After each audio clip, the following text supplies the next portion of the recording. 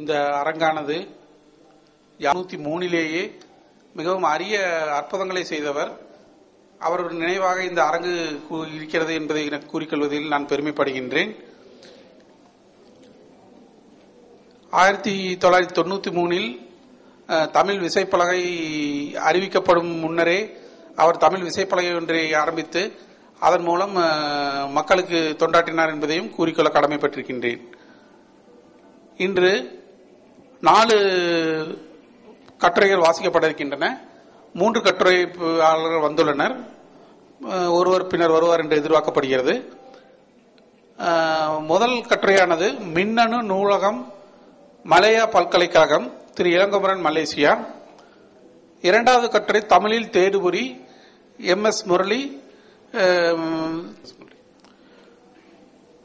மூன்றாவது கட்டுரை திரு ஜெயபிரபு அவர்கள், தமிழ் மின்னணு மென்பொருளில் பயனை அதிகப்படுத்துதல், தரவுகளும் பகுப்பாய்வு மென்பொருள்களும். 4வது கல்லூரி, சென்னை. இந்த கட்டுரைகள் வாசிக்கப்பட்ட பின்னர் அடுத்த அளவும் 5:30க்கு பிறகு சுஜாதா அரங்கில் சென்று கான்பரன்ஸ் கிட்டே பெற்றுக்கொள்ளவும். இப்பொழுது முதல் கட்டுரையாளராக மின்னணு நூலகம் மலேயா பல்கலைக்கழகம் திரு இளங்குமரன், மலேசியா அவர்களை வாசிக்க வரவேற்கிறேன். 5 நிமிடங்கள் கேள்வி பதில் நடைபெறும். நமச்சிவாய வாழ்க, நாதன் தாழ் வாழ்க, இமைப்பொழுதும் இந்நெஞ்சில் நீங்காதான் தாழ் வாழ்க. அனைவருக்கும் வணக்கம். இன்று மலேயா பல்கலைக்கழக மின்னியல் நூலகம் என்ற தலைப்பில் நான் கட்டுரை வாசிக்கவிருக்கிறேன். பொதுவாக இந்த கட்டுரையானது மின்னியல் நூலகத்தை அடிப்படையாக கொண்டே வாசிக்கப்படும். ஆனால் இந்த மலேயா பல்கலைக்கழக நூலகம் என்பது அதற்கு துணைக்கோடலாக நாம் உபயோகித்துக் கொள்கின்ற ஒரு எடுத்துக்காட்டுக்காக போன்று நாம் உபயோகித்துக் கொள்வோம். இந்த கட்டுரையை நான் வாசிப்பதற்கு காரணம், நான் இதற்கு முன்னர் மலேயா பல்கலைக்கழகத்தில் நூலகராக, அதாவது தமிழ் பிரிவு நூலகத்திற்கு பொறுப்பதிகாரியாக இருந்த காலத்தில் ஆர்வத்தின் பயனாகவே இந்த கட்டுரை என்று நான் படைக்கவிருக்கின்றேன். பொதுவாக இந்த ஆய்வு தேவையா, இது செம்மொழி மாநாட்டிலும் இணைய மாநாட்டிலும் படைக்கப்படக்கூடியதா என்ற ஒரு பெரிய ஐயம் என்னுள் இருந்து கொண்டே இருந்தது. இன்று காலம் வரை என்னை உறுத்திக் கொண்டு வந்த கேள்வியும் அதுதான்.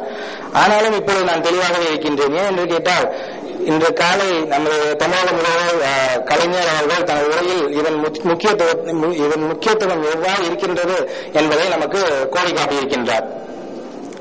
அவர் சொன்னதாக நமது இலக்கியங்கள் எவ்வளவுதான் செவ்விலக்கியங்களாக இருந்த போதிலும் அது மக்களுக்கு சென்று அடையும் போதுதான் அதன் பயனை நாம் உணர முடியும். அப்பொழுதுதான் அந்த மொழிக்கு வெற்றி, அந்த இனத்திற்கு வெற்றி மற்றும் ஒரு அறிஞனின் படைப்புக்கும் வெற்றி என்று அவர் ஈட்டுக்காட்டியுள்ளார். ஆக ஆவணங்களை, படைப்புகளை, இலக்கியங்களை மக்களுக்கு கொண்டு சேர்ப்பதில் எந்த அளவு இந்த மலேயா பல்கலைக்கழக மின் நூலகம், அதாவது பொதுவாக மின் நூலகங்கள் எவ்வாறு செயல்பட முடியும், அதை செயல்படுத்துவதில் என்ன தடைகள் உள்ளன என்பதை பற்றியான விவரங்களாக இன்று நம்ம கருத்துக்கு தெரிவித்துக் கொள்கின்றோம். ஆவணங்கள் என்றாலே ஏன், எதற்கு, எதனால் என்ற கேள்விகள் அடிப்படையில் வேண்டும். அந்த அடிப்படையில் தான் இந்த கட்டுரையை நான் என்ன செய்திருக்கிறேன் என்றால், அந்த கேள்விகளுக்கு பதிலளிக்கும் வண்ணத்தில் நான் படைத்திருக்கின்றேன். அப்படி நான் எதுவும் பதிலளிக்காவிட்டில் அதற்கான கேள்விகளை நீங்கள் என்னிடம் கேட்டால் நான் உங்களுக்கு கண்டிப்பாக அதற்கு தகுந்த பதிலை கூறுவேன் என்று கூறிக்கொண்டு எனது உரையை நான் ஆரம்பிக்கின்றேன். அதற்கு முன்னர் நான் உங்களிடம் எல்லாம் மன்னிப்பு கோர வேண்டும். ஏனென்றால் யூனிகோட் எனப்படுகின்ற விஷயத்தில் சில டெக்னிக்கல் ஏதாவது இருக்கிறதுனால் நான் இப்பொழுது PDF ஃபார்மேட்டில் தான் உங்களுக்கு காட்ட முடியும். மன்னிக்கவும். தொடர்ந்து நம்ம கட்டுரைக்கு செல்வோம். மின்னியல் நூலகம் என்பது தற்போது வழக்கில் உள்ள அச்சு வடிவம் அல்லது மைக்ரோஃபிலிம் வடிவத்தில் உள்ள புத்தகங்களை அல்லது அவற்றில் ஒரு பகுதியை மாற்று வழியாகவோ மறுபிரதியாகவோ துணை பொருளாகவோ மின்னியல் வடிவில் பாதுகாத்து வைக்கும் ஒரு நூலமாகும். தரவுகளை பயனீட்டாளர்கள் எளிய முறையில் பயன்படுத்திக் கொள்ளும் வண்ணம் இந்நூலகம் முறையாக வரிசைப்படுத்தப்பட்ட பல்வேறு சாதனங்களை கொண்டிருக்கும். நூலக தகவல் சாதனங்களை கணினி மயமாக்கும் இன்றைய காலகட்டத்தில் அவசியமாவதோடு பொதுமக்களுக்கு தகவல்களை கொண்டு சேர்ப்பதற்கு சிறந்த வழியாகவும் இது உள்ளது. அதோடு நூலக சேவையை விளம்பரப்படுத்தும் ஒரு யுக்தியாகவும் இது நாம் பார்க்கின்றோம்.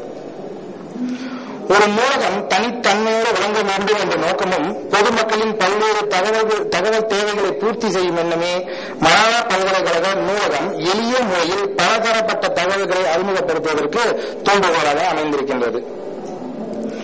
தொடக்க காலத்தில் மலாயா பல்கலைக்கழகம் ஆரம்பிக்கப்பட்ட காலத்தில் பதிவு புத்தகம் மற்றும் பதிவு அட்டை வழியில்தான் தகவல் சாதனங்கள் பாதுகாக்கப்பட்டும் தேடப்பட்டும் வந்தன. இருப்பினும் இன்றைய தகவல் தொழில்நுட்ப வளர்ச்சியில் இருந்து மலாயா பல்கலைக்கழக நூலகமும் பின்தங்கி இருக்காது தகவல் பரிமாற்றத்திற்கு மின்னியல் நூலகத்தின் மூலம் அதன் தரத்தை உயர்த்தி வருகின்றது. தானியங்கி மொழியின் வழியாக நூலக அலுவலர்கள் விரைவாகவும் முழு பயனடையும் மூலமாகவும் சிறப்பாகவும் விரிவுபடுத்தி செயல்படுத்தி வருகின்றது.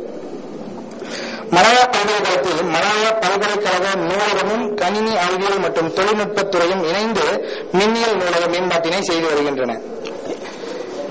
இப்போது நம் வரலாற்றை பார்க்கும்போது மலாயா பல்கலைக்கழக நூலகம் 1951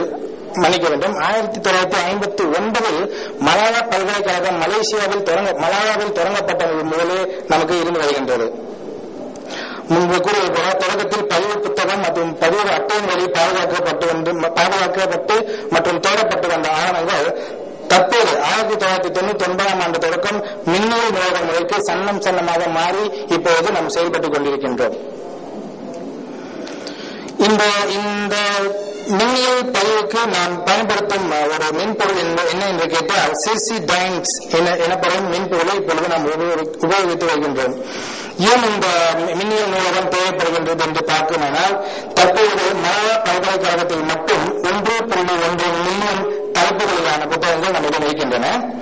தொடர்ந்து 2.3 மில்லியன் புத்தகங்கள் நமக்கு இருக்கின்றன. இந்த இரண்டுக்கும் வித்தியாசம் இருக்கின்றது. 1.1 மில்லியன் தலைப்புகளிலான புத்தகங்களும் 2.3 மில்லியன் புத்தகங்களும் நம்மிடம் இருக்கின்றன. அடுத்ததாக மின்னல் நூலகம் சிறந்த வழிமுறைகள் என்று நாம் பார்க்கின்றோம். இதில் காங்கிரஸ் உலக மின்னியல் நூலகம் எப்படி இருக்கிறதோ அது என்னென்ன சேவைகளை வழங்கிக் கொண்டிருக்கின்றது என்பதை முதலில் பார்ப்போம். உலக மின்னியல் நூலகம் என்பது யுனெஸ்கோ மற்றும் அமெரிக்க காங்கிரஸ் நூலகம் இணைந்து வழிநடத்தும் அனைத்துலக மின்னியல் நூலகமாகும். இந்த நூலகத்தின் வாயிலாக பின்வரும் சேவைகள் அனைத்துலக மக்களுக்கு வழங்கப்பட்டு வருகின்றன. முதலாவதாக அனைத்துலக மற்றும் பல்வேறு கலாச்சார புரிந்துணர்வை வெளிப்படுத்துவது முக்கிய நோக்கமாக இருக்கின்றது. தொடர்ந்து கலாச்சாரம் சார்ந்த தகவல்களை இணையத்தில் அதிகரித்தல், கல்வியாளர்கள், மாணவர்கள் மற்றும் பொதுமக்களுக்கு தேவையான தகவல்களை வழங்குவதோடு இணை இயக்கங்களின் தரத்தை மேம்படுத்தி நாடுகளுக்கு இடையிலான தொழில்நுட்ப பிரிவினைகளை குறைத்தல் ஆகிய பணிகளையும் செய்து கொண்டு வருகின்றது. அடுத்ததாக இலவச பன்மொழி வழியிலான உலகளாவிய கலாச்சாரத்தின் முக்கிய தகவல்களான எழுத்துவடிவம், வரைபடம், அறிவான நூல்கள், இசை, பதிவுகள், திரைப்படங்கள், அச்சுகள், புகைப்படங்கள், கட்டிடக்கலை வரைபடங்கள், முக்கியத்துவம் வாய்ந்த கலாச்சார பதிவுகள் போன்றவற்றை இணையத்தில் கிடைக்க வழி செய்வதும் இதன் நோக்கங்களில் ஒன்றாகும். இந்த நூலகத்துக்கு உலகளாவிய ரீதியில் 30க்கும் மேற்பட்ட தேசிய நூலகங்களோடும் கல்வி நூலகங்களோடும் ஒப்பந்த இணைப்பு உள்ளது. மலாயா பல்கலைக்கழக நூலகம் இந்த காங்கிரஸ் உலக மின்னியல் நூலக செயல்பாட்டினையே பின்பற்றி வருகின்றன.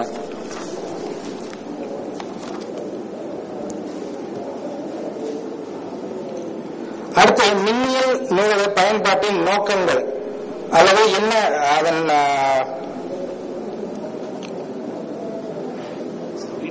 நோக்கங்களின் பயன் என்ன என்பதை பார்க்கும் பொழுது முதலாவதாக நூலகத்திலிருந்து பெற விளையும் தகவல்களை நூலகத்துக்கு செல்லாமலேயே எங்கிருந்து வேண்டுமானாலும் எளிதாக கையாளலாம். அடுத்ததாக நூலக